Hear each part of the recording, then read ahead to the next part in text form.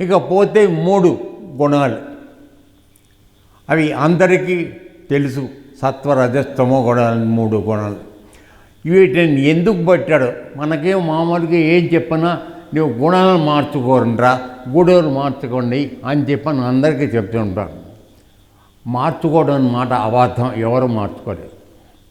కేవలం వాటిని నిమంత్రణలో పెట్టుకోవడం చేయగలను తప్ప వాటిని తీసేసే పని ఎవరు చేయగలిగిన పరిస్థితి లేదు. అయితే వీటి యొక్క ఉపయోగం లేదని అనుకుంటున్నారేమో తప్పు. పరమాత్మ ఆలోచనలో ఈ 3 గుణాల యొక్క ఆవశ్యకత ఉంది మానవుడికి ప్రపంచంలో ఉండడానికి. సత్వగుణం అంటే అది మంచితనం, పరుల యొక్క క్షేమాన్ని తను సొంతంగా ఉండాలని కోరుకునే భావనతో ఉండేటి ఈ సత్వగుణం. అది లేకపోతే నీవు ఎవరికి ఇంత అన్నం పెట్టాలని అనిపోయలేవు.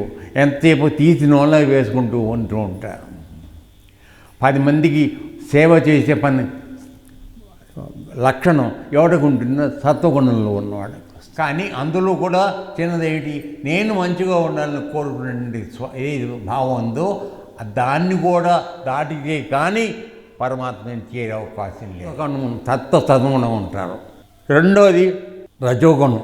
ఈ రజోగుణం అనేది సంపదని సృష్టింప చేయటానికి, మనిషి ప్రపంచంలో జీవించడానికి అన్ని ఏర్పాటుకి కావాల్సినటువంటి రజస్సు ఇచ్చేటువంటి రజోగుణం రెండవది.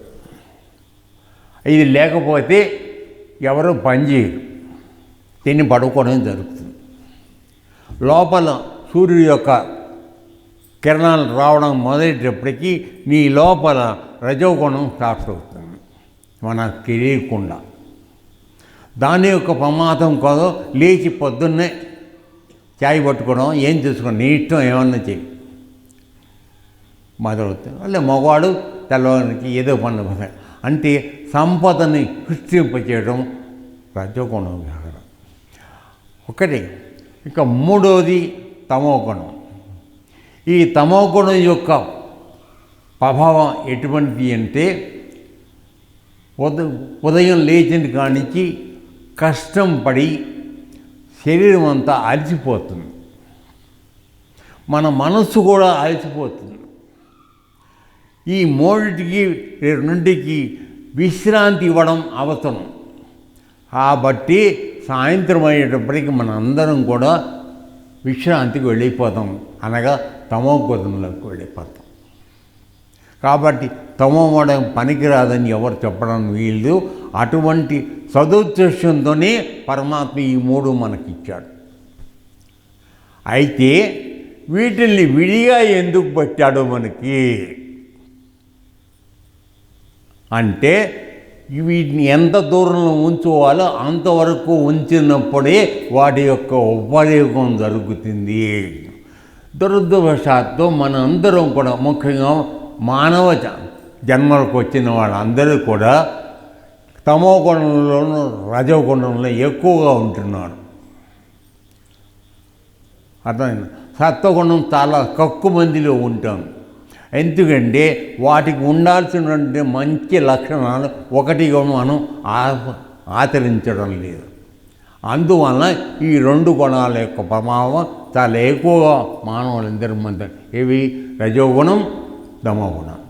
అందుకోసం భగవద్గీతలో మనకు ఆయన ప్రపంచం ఖచ్చితంగా చెప్పేటువంటి విషయం ఏంటంటే తమో గుణాన్ని వీలంతవరకు నిర్మూలించ చెయ్యి, తగ్గించు. ఆ తద్వారా నీవు రజోగుణంలోకి వచ్చి సృష్టి కావాల్సినటువంటి సంపదను సృష్టి చేసే పని చేసేవి. అది కూడా ధర్మ అధర్మం తెలుసుకుని నీవు పని చేయి. మనం కూడా సంపాదిస్తున్నాం, కానీ తప్పు రోజు మనకు తెలియట్లేదు, అవునా?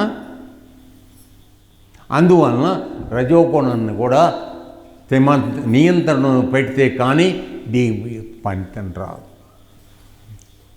సో ఈ విధంగా నువ్వు చూసుకుని కుడి చేతిని చూసుకుంటే భగవద్గీతలో పరమాత్మ ఎవరికి కనపడిన నేను ఉన్నా అని చెప్తాను. ఇక్కడ ఈ చదువులు మనకు తెలుస్తున్నాయి.